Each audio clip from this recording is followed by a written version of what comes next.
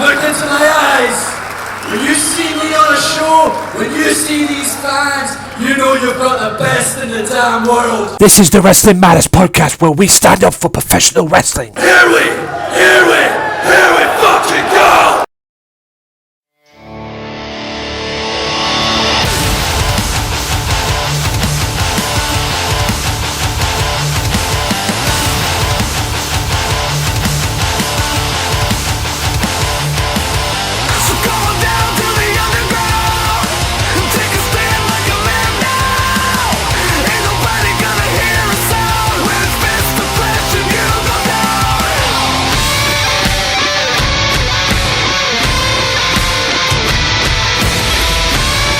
Ladies and gentlemen, welcome to another wrestling podcast. That's right, Wrestling Matters podcast presented by me, Anthony Walker. And yes, it's another installment of the CWC. That's right, this Cruiserweight Classic. Well, that's not easy to say when you think about it, to be honest with you. But anyway, hope you guys have enjoyed it. I watched it. I've seen it.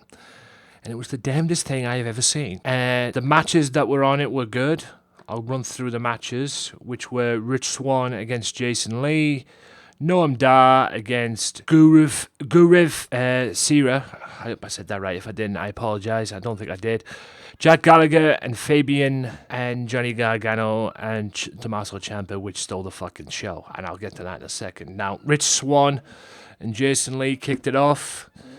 Great speech from Jason Lee. You know, massive fan of Bruce Lee. Rich Swann. Dancing skills. I thought Jason dominated most of the match, but like I said, it only takes one mistake. Back and forth, you know, at times. Lee coming close to winning on occasions as well. But probably the most innovative 450 splash that I have seen ever, quite frankly, from Rich Swann, because he didn't do it from the top rope. He did it standing. He jumped twice, like if he was on a trampoline, and then did the flip, the 450 flip, and hit it. And it was so innovative, because I've usually seen, all my years of watching professional wrestling, I've usually seen the 450 done from the top rope. Never seen it from a standing position. And deservedly so, he got the victory, and Rich Swann ends up going to the next round. Last 16. Gurv Sihra, and I hope I said that right, I know I didn't, the other half of the Bollywood tag team against Noam.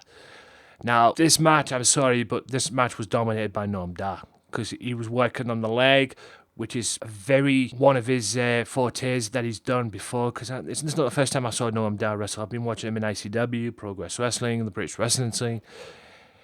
He works the leg, that's his strategy in the match, because it always ends up leading to the knee bar, the champagne super knee bar, it's usually called. And he gets the victory from it as well and makes his opponent tap out. He dominated the match. Yeah, Gurv did his thing and all that, but Da proved to be too much for him, and Da moves on to the next round. Very much looking forward to seeing him in his next match in the next round as well, because he could be lethal, especially with that knee bar. Submission hold, we all know, if you've seen him in British wrestling and seen him in other promotions as well, especially on the British wrestling scene, he's really, really good. Jack Gallagher and Fabian, Daniel Bryan said this right, Bryan Danielson said this right, technical wrestling or technique versus power, because that's what it was, man. It was just unbelievable, good stuff, great wrestling, beautiful movement from Jack Gallagher in particular. It was just great stuff. A double jump, double springboard moonsault from Big Fabian, which we never thought we'd see. Never saw that coming at all. Very good wrestling from both men, including Jack Gallagher. I mean, his technique, smoothness, it was just so beautiful to watch. It really was. And like I said, it's not the first. It's like Noam, he's not the first person I've seen wrestle. He's not the first time I've seen Jack Gallagher wrestle. He's just very, very good in what he does, especially with his technique and everything. And Jack Gallagher manages to get the victory with a drop kick as well. But Jack Gallagher now then moves on to the next round. It was back and forth at times, but Jack Gallagher got it where it mattered. He got the victory full credit to him. Now, for the match, that's probably going to be match of the year. If it's not, I'll be very pissed off and very surprised that if it's not. But unbelievable main event. Unbelievable main event. I could say that until I'm blue in the face because it's right. Tommaso Ciampa and Johnny Gargano, 2 tag team partners from NXT, one-on-one, contesting for the final spot in the tournament in the last 16. And these two literally beat the tar out of each other. Unbelievable match. Unbelievable match. Just hard-hitting stuff at its best. You know, Ring of Honor style wrestling, if you want to call it that. I mean, Ciampa, it was a slow pace to begin with, but a super kick onto Ciampa from Johnny while Ciampa's head was stuck in the turnbuckle area, and when he was on the second rope, standing on the second rope, and his head was like face first into the turnbuckle. Hard-hitting match, chops, hard-hitting kicks. Unreal match, a long blower from Ciampa almost got him the victory. How the hell Gargano took him out.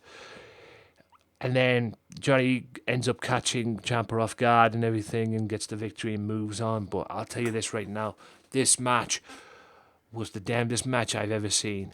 And this is what the Cruiserweight division, the Cruiserweight Classic's all about. And if you haven't seen the Cruiserweight Classic, or you're not a fan of the Cruiserweight Classic, and if you're not, how could you not be? Okay, you're really missing out. Please, I advise you to go and watch this Johnny Gargano Tommaso Ciampa match. You will be blown away. For the time limit they had, because like I say, it's only a 20-minute time limit. They went past 10 minutes at the most, and these two just literally beat the tar out of each other. Hard-hitting match, and I was blown away by it. I wasn't the only one. Daniel Bryan and Renault was blown away by it. Just the fans. Unbelievable stuff. I mean, Jack Gallagher's match got a thank you both chant. This match, this is awesome. And, oh my God. No wonder these two are a tag team. And you wouldn't think these two were a tag team. I mean, they gelled so well. It was just beautiful to watch. And you know what? Just for this match, I might go back and watch that again because it was just beautiful to watch, man. It really was. I mean, 5-star classic all day long.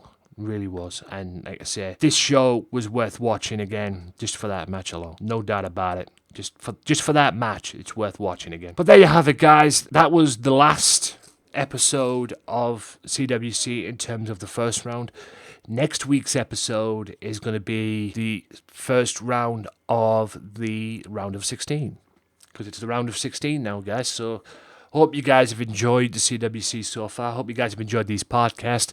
Tune in next week for the next round of matches. And yeah, I've had a blast with this CWC podcast. I've had a blast with watching CWC.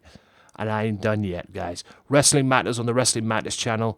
This is for the Wrestling Matters channel and the SoundCloud.com/wrestling_matters_podcast.